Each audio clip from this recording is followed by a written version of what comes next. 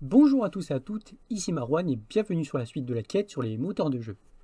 Aujourd'hui, on va venir s'intéresser à implémenter un color management, donc une gestion de la couleur dans notre moteur de jeu. Et on va également voir comment faire de l'étalonnage de couleurs également dans notre moteur de jeu. Alors je me suis inspiré ici notamment de DaVinci Resolve et des deux moteurs de jeu Unity et Unreal Engine pour pouvoir faire le color grading. N'hésitez pas à aller voir la vidéo sur la science de la couleur. La vidéo s'appelle notamment ce que vous voyez ici n'est pas la réelle couleur du spectre visible. Pour avoir plus de détails concernant ce que sont des espaces de couleurs, les modèles de couleurs et comment une couleur peut être représentée par un espace de couleur et un modèle de couleur. Donc c'est parti pour une petite démo de l'interface de color grading et de gestion de la couleur. Alors voilà ce que j'ai implémenté euh, ici par rapport à la dernière fois. Donc par rapport au moteur de jeu, on avait une scène ici et j'ai juste appliqué un nouvel effet de post-process et j'ai notamment intégré un petit éditeur pour que ça soit beaucoup plus visuel à montrer. Donc l'éditeur ici il est fait avec IMG8 donc pour l'interface et le color grading voilà comment il va fonctionner. Alors on va commencer par expliquer ce que sont ces color wheels ici, donc certaines particularités à chaque fois. Donc on a 4 paramètres ici et on a en tout 8 color wheels ici. Donc on va commencer par la saturation. Donc la saturation elle va consister à modifier les couleurs du gris jusqu'au hop, ici avec une couleur sursaturée. Donc c'est à ça que ça va correspondre la saturation. Ensuite on va voir le contraste. Donc le contraste, lui, il va passer du gris, donc il va venir prendre toutes les couleurs et les faire rapprocher au milieu de la couleur. Donc c'est qui est le gris moyen, ici. Et de l'autre côté, on va juste étirer toutes les valeurs sombres vers les côtés sombres et les côtés clairs vers les côtés clairs. Donc c'est ça qu'on appelle le contraste. Et voilà. Donc ça c'était pour la saturation et le contraste. Concernant les 3 color wheels, on va pas en parler maintenant. Le gamma, eh bien, si vous vous rappelez la vidéo sur l'espace gamma, l'espace RGB, eh bien, on avait une correction gamma. Eh bien, le gamma, c'est juste, on va juste mettre la couleur avec une puissance particulière. Donc, si la valeur est négative, ça va être sombre. Si la valeur est positive, ça va être clair. Donc ça, c'est le niveau du gamma qu'on peut spécifier ici. L'offset, il va juste décaler la couleur. Voilà. Et la tint, eh bien c'est pareil, on va pouvoir définir une tint, voilà, etc. Donc avec ça, qui va venir aller jusqu'à 0. Donc là c'est une tint de noir, donc qui va multiplier toutes les couleurs par du noir. Donc globalement, voilà, on va remettre en 0, non en 1 plutôt, alors par défaut c'est 1 ici. Et on peut également spécifier 4 paramètres, donc l'exposure ici. Donc l'exposure il va juste appliquer un paramètre ici. Et l'exposure notamment, si je vous montre un peu la fonction que j'ai utilisée,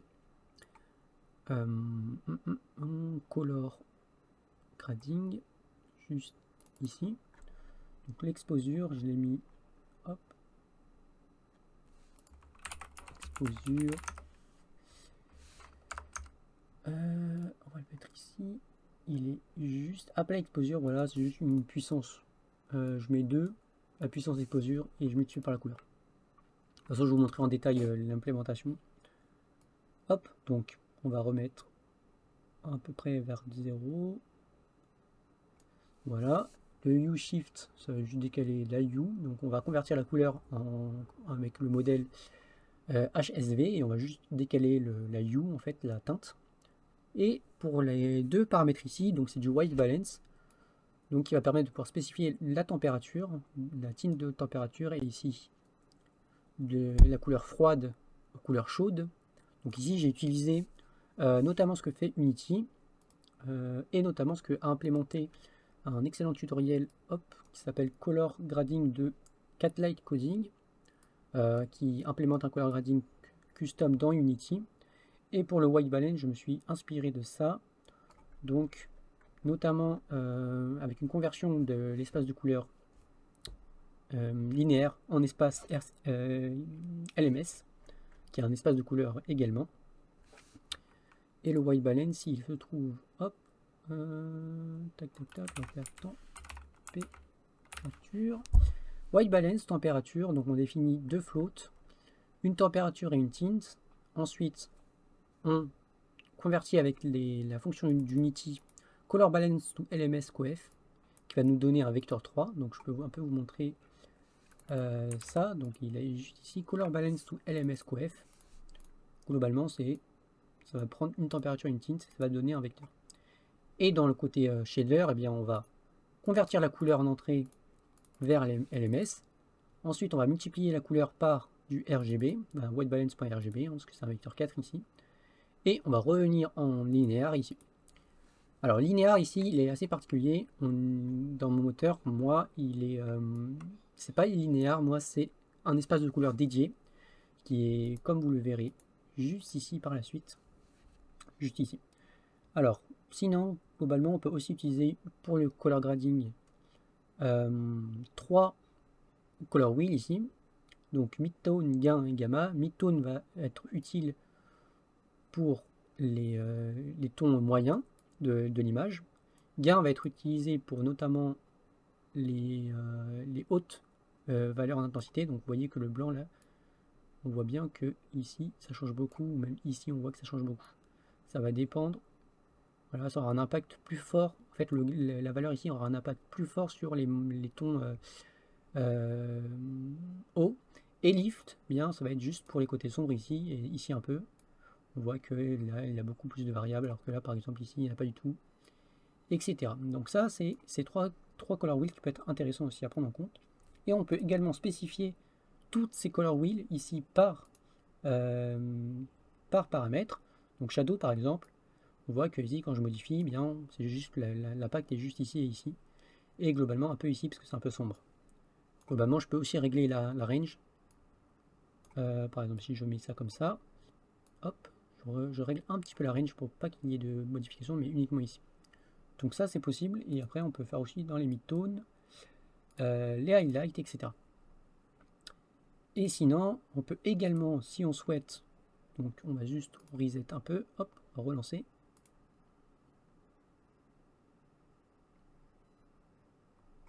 On peut également spécifier une lutte. Donc une lutte, c'est une texture 2D. Pour Look Up Table, une table de correspondance, on va mapper toutes les couleurs possibles RGB vers des couleurs de correspondance. Donc par exemple, là, si je spécifie ma lutte 2D, eh bien, vous voyez que ça fait un effet comme ceci.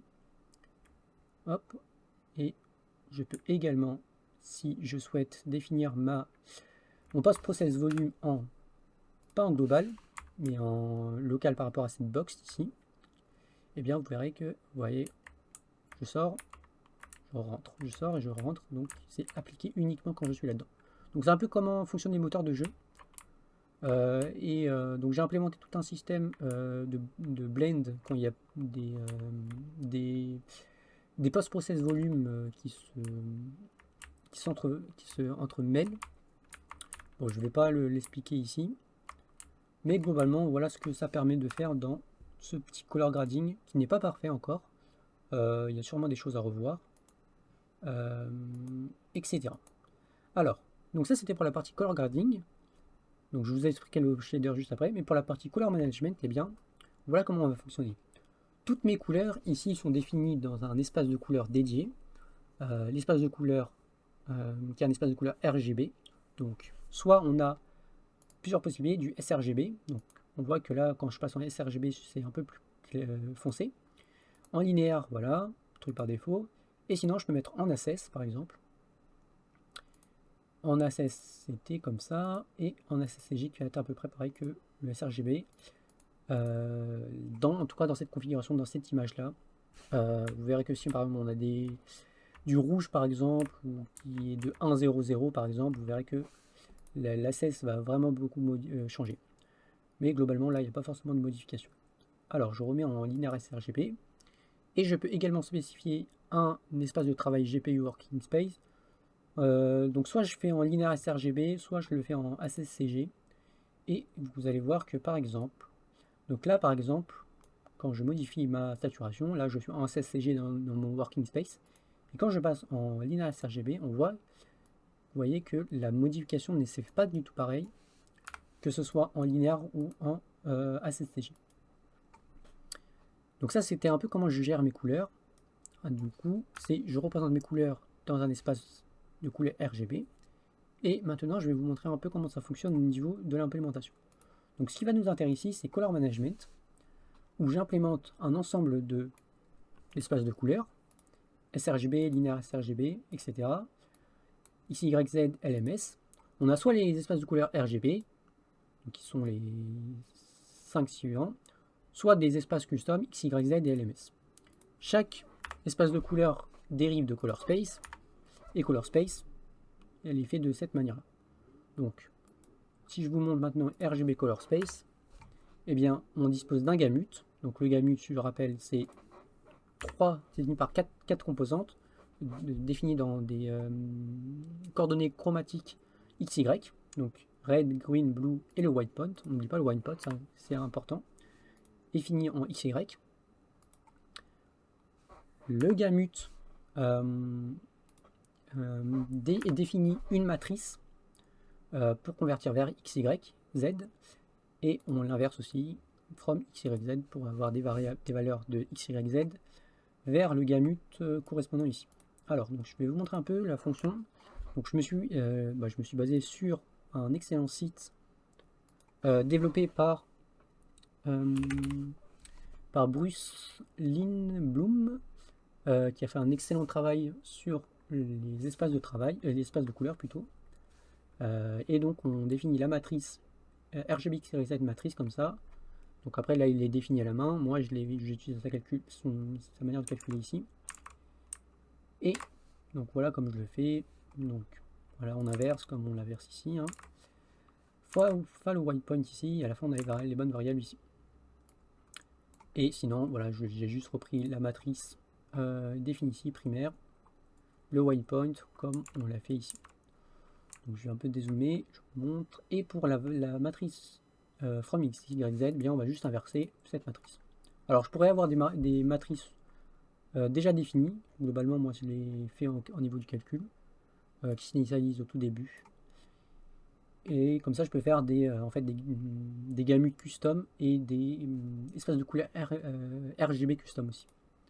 Donc c'est assez pratique. Donc je vais revenir un peu dans Color Management et je vais revenir dans RGB Color Space. Donc on a le gamut, les deux courbes de transfert donc, qui vont permettre de pouvoir décoder et encoder au niveau du gamma. Donc décode EOTF va permettre de décoder, OETF va permettre d'encoder. Donc ça c'est les deux classes qui vont permettre de pouvoir définir une courbe de transfert, notamment pour passer d'espace de couleur linéaire en espace de couleur non linéaire, comme sRGB vers linéaire sRGB ou linéaire sRGB vers sRGB. Donc ça peut être pratique.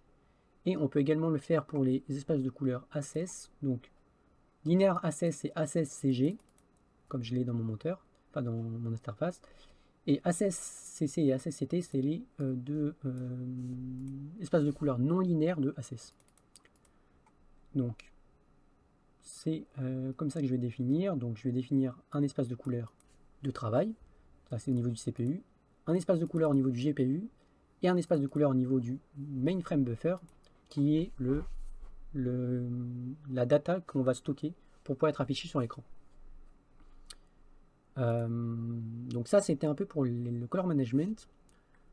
Concernant comment je définis mes couleurs, eh bien j'ai deux classes possibles. On a color RGB et color RGBY. Bon, color RGBY il a encore des défauts. C'est notamment, je l'utilise notamment avec la luminance qu'on a pu voir juste ici en bas. Donc je l'ouvre. Ici ce paramètre là il va permettre de pouvoir spécifier une certaine luminance ici. Voilà. Donc à voir si je pense que je vais changer la manière dont ça fonctionne et faire plutôt en sorte que ça soit ça fait en sorte que la variable ici est de 0, comme si on pouvait modifier les trucs par défaut. Par exemple, si c'est comme ça, et bien 0 devrait normalement ne pas me faire en sorte que c'est comme si c'était comme ça, et 1 devrait faire en sorte que c'est comme si c'était comme ça. Donc, à voir si je fais ça comme ça, ou une autre façon. Globalement, voilà, donc je vais revenir dans Color RGB. Donc chaque couleur est définie avec un espace de couleur et un modèle. Le Color RGB lui est défini automatiquement par un espace, enfin un modèle RGB, forcément. Color Base définit 3 valeurs RGB. Hop.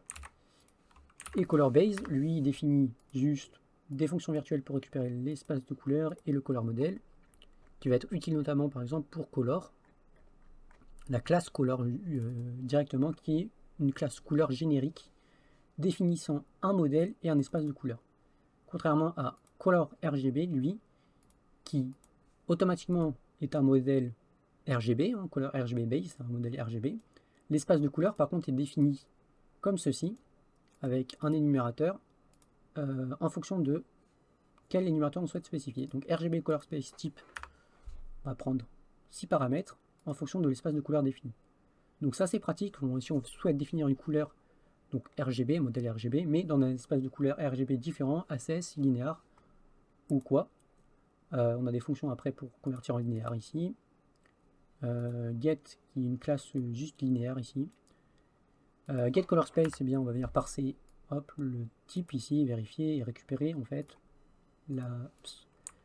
récupérer la bonne espace de couleur. Et concernant maintenant, donc une fois que j'ai défini mes colors, eh bien il faut les envoyer au shader. Donc ça je peux le faire. Donc dans shader, hop, je ferme ça, je vais dans shader. Donc dans shader pour un CPP plutôt, hop, je vais tout en bas. J'ai deux fonctions pour envoyer ces couleurs, soit uniform color Y, soit uniform color. Je pourrais aussi faire une fonction color tout court, pas RGB, donc là c'est pour RGB color. Mais globalement, de toute façon, l'utilité d'avoir un color RGB, c'est le plus utile. On ne va pas forcément utiliser des couleurs, en tout cas dans un espace de travail. Ça va pas forcément être utile. Donc je vais convertir ma RGB color ici. Donc d'abord je l'ai converti en linéaire. Je ne suis pas forcément obligé. Et ensuite je convertis de linéaire vers l'espace de couleur GPU, qui est ici, GPU Working Space. Donc les fonctions de conversion, on va le faire de la manière suivante. J'ai deux fonctions, soit je convertis d'une couleur générique vers un modèle target et un espace de couleur target, soit je convertis une couleur RGB vers un espace target RGB. Je convertis ici la couleur vers l'espace XYZ, qui est l'espace absolu. Je rappelle dans la vidéo que j'avais donné que l'espace de couleur XYZ permet de pouvoir définir un ensemble de sous-espaces, donc sRGB, etc. Ensuite ici, je fais ce qu'on appelle de l'adaptation chromatique, notamment utile quand les points blancs sont différents, car par exemple, chromatique adaptation ici, les points blancs ici par exemple, ACES, il va utiliser du D60, bon là il n'y a pas le D60, mais si je vous mets ACES D60, ici on va voir que on est en D60 en ACES alors qu'en sRGB, ici on est plutôt en D65. Donc l'adaptation chromatique qui va permettre de pouvoir, quand on va transformer une couleur d'un espace de couleur A vers un espace de couleur B qui ont des points blancs différents, des illuminants différents, eh bien on va pouvoir le définir comme ça avec l'adaptation chromatique. Donc on va utiliser différentes méthodes que j'ai repris également de Lynn Bloom. Donc moi j'utilise juste Bradford pour pouvoir faire l'adaptation chromatique. Donc ça va juste recalculer en fait la valeur XYZ qui a été transformée ici. Et ensuite je repars dans la target, target RGB space vers from XYZ. Le modèle type, je lui passe RGB. Et je redéfinis custom color RGB, RG et B. L'alpha ici. Hop, pour pouvoir définir la target RGB space ici. globalement voilà, donc si je remonte dans shader, donc .cpp, je convertis et ensuite je les envoie au shader avec les valeurs RGB et alpha. Donc l'alpha je l'ai stocké dans Colorbase. Donc si je rappelle, si je vais dans Color RGB Base, puis Color Base. Et l'alpha est stocké là-dedans. Donc l'alpha n'a pas forcément d'importance sur l'espace de couleur ou le modèle. C'est une valeur qu'on stocke à part. À voir s'il y a des utilités de faire des courbes de transfert sur l'alpha. Peut-être. En tout cas, pas à ma connaissance. Et voilà, donc ça c'était pour les couleurs. Pour les textures, donc il faut exactement faire la même chose, gérer les textures avec des espaces de couleurs. Ce que j'ai fait, donc chaque texture est définie avec un espace de couleur ici. Par défaut sRGB, j'aurais pu utiliser des API, des librairies notamment OpenColor.io, donc qui permet de pouvoir récupérer en fait les profils ICC définis dans les textures, dans les PNG, où on aurait pu récupérer les espaces de couleurs définis dans la texture. Donc moi je ne l'ai pas fait, et je définis par défaut un espace sRGB. Donc pour le format, donc je vous rappelle le format, donc si je vous montre texture 2D, le format c'est notamment utilisé pour OpenGL. Ici, donc on va spécifier un format. Je n'utilise plus du tout de format sRGB par défaut, car tout simplement je gère toutes les transformations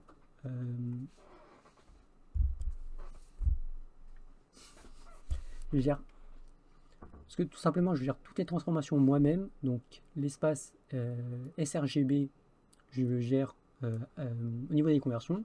Donc soit les conversions je peux les faire sur le CPU, donc c'est pas forcément la meilleure méthode, parce que ça je le fais uniquement au lancement de l'application il me semble, donc quand je change d'espace de couleur je ne le change pas forcément.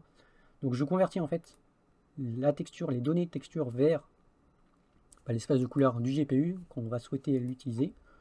Soit je fais pas de conversion ici, donc pas de conversion dans le CPU, et sinon je fais les conversions tout dans le GPU que je vais vous montrer juste après. Donc hop, ici, donc GPU convert, on a soit none, pas de conversion, CPU convert, toutes les conversions se fait là-dedans, GPU conversion se fait sur le GPU. Et sinon, maintenant, je peux vous montrer un peu mon color grading. Donc color grading shader profile, voilà comme il ressemble. Donc les différents color wheel ici, hop, des paramètres globaux ici, shadow, midtone, highlight global, la température tint, l'exposure, etc. La valeur de sortie frag color, ma texture en entrée qui est ma texture de base sur laquelle je souhaite travailler, et l'espace de couleur de ma texture sur lequel je travaille. Ici, j'échantillonne ma texture CS si je souhaite faire une conversion dans le GPU. Pour ce faire, j'ai toute une librairie de color management ici que je peux inclure. Donc ça m'évite de mettre toutes les fonctions à chaque fois que je vais utiliser. Donc quand je vais dans color management, dans asset, color management, ici .glsl, j'ai toute une fonction. En fait, j'ai juste repris ce que j'avais fait sur le CPU. Donc des fonctions d'encodage de ACES, les matrices vers x, y, z, pour tout l'espace de couleur, une conversion de couleur vers x, y, z en fonction d'un identifiant ici de 0 à 5. L'inverse, donc de x, y, z vers la couleur, donc avec l'espace de couleur de sortie, l'adaptation chromatique, hein, voilà, convert color, pour convertir une color d'un espace de couleur A vers un espace de couleur B, en passant par x, y, z ici, et en faisant l'adaptation chromatique, hein, j'ai repris ma fonction que j'avais fait dans color conversion. Si vous voulez avoir plus de détails, dans tous les cas, ce projet est en open source, donc n'hésitez pas à aller voir sur GitHub pour avoir les trucs, avoir en étant plus reposé et voir plus en détail l'implémentation. Donc texture CS, c'est ma fonction qui va permettre de pouvoir échantillonner, notamment dans color grading ici tout en bas. Hop, à chaque fois que j'ai une texture, eh bien, je souhaite faire une conversion de l'espace de couleur de la texture vers l'espace de travail du GPU. Hop, donc j'échantillonne, je convertis la couleur avec l'identifiant ici vers color space in, color space in c'est 2 paramètres et color space out sont 2 paramètres d'entrée et de sortie. Color space in va être l'espace de couleur du GPU. Color space out va être la target. Donc soit ça sera une render texture target, donc l'espace de couleur de la render texture target, soit ça sera le main frame buffer. Et dans ce cas-là, si c'est le main frame buffer, je rappelle que hop, je l'ai mis juste ici. Pour les textures, pour le color frame ici, on peut associer à chaque texture un identifiant, un espace de couleur. Hein. Comment je l'ai fait, c'est que j'appelle texture 2D comme le même nom. Et je dois mettre un color space ici. Donc si je vais dans color, dans mesh renderer, donc dans mesh renderer, dans component, que je vais dans mesh renderer.cpp, je peux envoyer mes couleurs ici au shader avec le matériel. Hein. Ici j'envoie send material to shader. Et pour les identifiants, eh bien, soit je fais une conversion dans le GPU, soit s'il n'y a pas de conversion du tout, je mets à 0. Et dans ce cas-là, quand je vais venir hop, dans colormanagement.jsl faire un texture CS ici, donc texture CS pour color space, et que je vais spécifier texture à 0 ici, et bien convert color automatiquement il va dire que si c'est à 0 ici, je retourne la couleur, donc il n'y aura pas de conversion. Pareil pour les cubes map ici, voilà, c'est comme ça que j'ai géré le principe. Et sinon, je peux vous montrer maintenant le color grading un peu plus en détail. Donc ici on échantillonne avec la conversion, j'applique l'exposure, HSV, je convertis RGB to HSV, je récupère la U, donc Z, non la value, plutôt Z c'est la value ici. Des masques qui vont permettre de pouvoir appliquer uniquement des paramètres de grading, de color grading uniquement à certains emplacements, en fonction de la luminance, hein. Soit max shadow, max mid, soit max highlight.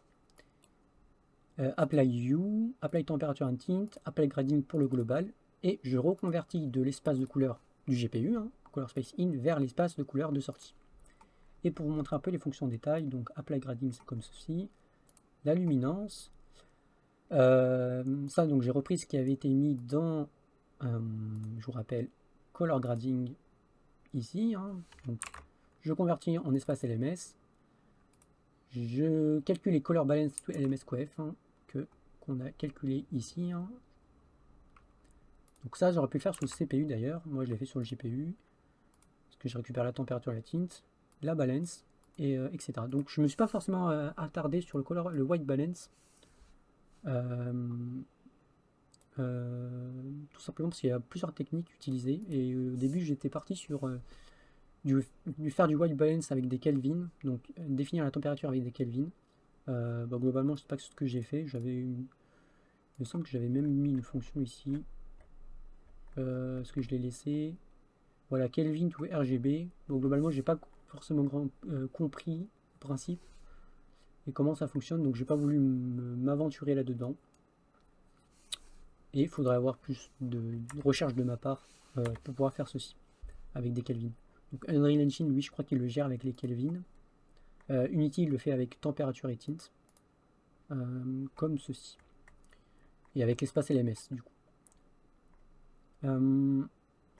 du coup. Donc ça c'était un peu pour toutes mes fonctions, appel contraste, appel saturation. Appel saturation n'est pas forcément bon parce que je vous rappelle qu'on peut définir un espace de couleur sur le GPU en A16 par exemple, et là on utilise des coefficients de luminance de sRGB, donc Rec 709 c'est ça, sRGB. Globalement, c'est pas forcément grave. Voilà. Apply hue, j'appelle la hue, la lift. Hein.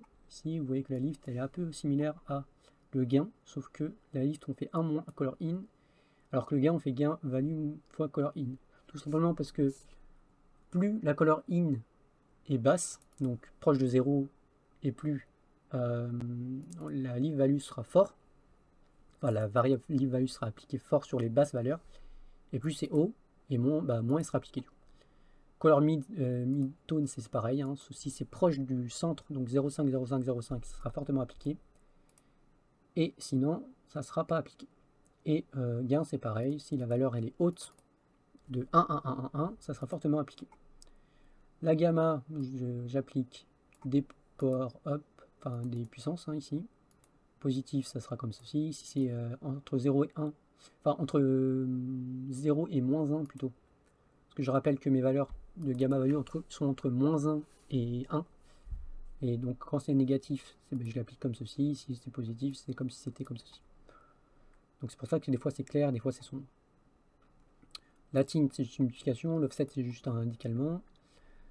Et si je reviens en bas, donc je crois que j'ai à peu près vu tout. Je fais exactement la même chose dans tous mes shaders en fait. C'est pas forcément la façon qu'on pourrait procéder. Moi, probablement, c'est comme ça que j'ai fait. Si je vais dans bleed fond shader.frag, et bien pour chaque texture maintenant, j'ai rajouté un espace de couleur. Et à chaque fois que j'échantillonne, je récupère et je fais la conversion si nécessaire. Et à la fin, je renvoie la couleur correspondante ici. Donc ça, c'était un peu le principe du color management de color grading. Pour la lutte, je peux aussi vous montrer un peu. Donc j'ai une fonction, donc la lutte c'est, pour vous montrer un peu, soit on définit une lutte comme ça, soit on la définit comme ceci, soit il y a une troisième manière, c'est d'utiliser des fichiers .cube, et on va pouvoir utiliser ce fichier .cube pour créer des textures 3 dimensions, et ça aurait été même plus pratique au lieu de faire une fonction d'échantillonnage ici, qui n'est pas la mienne. Donc il faudra plus creuser en détail la façon de pouvoir appliquer une lutte en 3D, en 3 dimensions. Donc il faudrait sûrement utiliser des textures en 3D. Donc là on pourrait utiliser un sampler 3D. Et on aurait pu utiliser donc la color ici, j'aurais pu directement RGB et j'aurais échantillonné en fait ma texture comme je le fais ici, sauf que ici j'aurais mis RGB. Voilà, donc si je peux vous montrer un peu deux sites intéressants. Donc on a Freshlut qui va permettre de pouvoir définir des yellow plus orange, des luttes en fait en point cube. Mais moi, comme je vous ai dit, je ne peux pas directement utiliser le point cube. Donc ce que je vais faire, c'est que j'ai un convertisseur de lutte Adobe Lutte to PNG converter. Hop, je convertis. Je mets la taille, je spécifie la taille en 28. Donc ça charge. Hop, je sauvegarde. Et ensuite, ça, je peux l'utiliser dans mon moteur. Comme ceci, je fais ça. On va mettre lutte yellow. Voilà. Alors, en fonction des luttes, il y a des artefacts qui se passent. Mais on va voir ça. Hop, si. En tout cas, sur ma lutte d'exemple, il n'y avait pas d'artefact. Artefact plutôt, voilà. Et on va aller dans Core. Et on va aller dans World. On va venir charger ma texture. Ça change pas d'habitude. Donc, hop. Ok, donc c'était les artefacts étaient par rapport à ça peut-être sûrement. Donc, si par exemple dans lutte ici, je spécifie lutte yellow ici, lutte yellow, voilà. Je lance.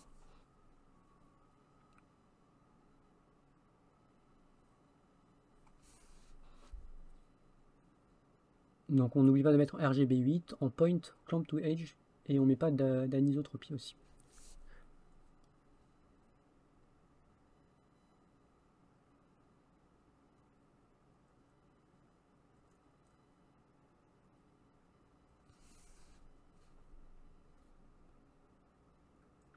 Donc je lance, hop, je fais ça, je use une lutte, je spécifie ma lutte, et voilà, vous voyez que l'effet est escompté. On a bien une bonne lutte qui est bien appliquée. Voilà, voilà. Donc ça, c'est pratique la lutte, hein, si vous ne voulez pas vous casser la tête avec du color grading comme ceci, surtout que là, c'est pas performant en plus.